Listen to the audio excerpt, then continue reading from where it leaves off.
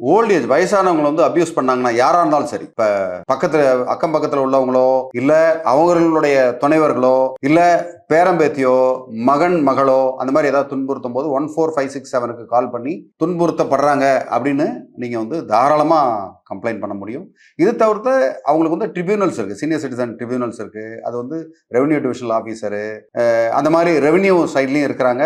அது மாதிரி protection officers இருக்காங்க. சோஷியல் வெல்ஃபேர் டிபார்ட்மெண்ட்ல இந்த மாதிரி ப்ரொடெக்ஷன் ஆஃபீஸர்ஸ் இருப்பாங்க. அந்த ப்ரொடெக்ஷன் ஆஃபீஸர்ஸ் வந்து கண்டிப்பா சீனியர் சிட்டிசன்ஸுக்கு ஹெல்ப் பண்ணுவாங்க. இது தவிர்த்து ரொம்ப ஆபத்தானது, இந்த நேரத்தில் போய் பெட்டிஷன்லாம் ரெடி பண்ணி அவங்ககிட்ட கொடுக்கறதுக்குள்ள இவங்க என்ன பண்றாங்கன்னு தெரியாது இல்லையா? அதனால 100க்கு ஃபோன் பண்ணி கூட இந்த மாதிரி ஒரு சீனியர் சிட்டிசன் துன்புறுத்தப்படுறாங்கன்னா துரிதமா முதல்ல வந்து உதவி செய்வாங்கன்றதுல எந்த ஒரு டவுட்டும் இல்லை. ஸோ சீனியர் சிட்டிசன்றதுனால அவங்க வந்து பயந்துகிட்டு இருக்கணும்னு அவசியம் இல்லை. இந்த மாதிரி ஏதாவது பிரச்சனை இருந்தாங்கன்னா கண்டிப்பா இந்த நம்பருக்கு அணுகலாம், போலீஸையும் அணுகலாம்.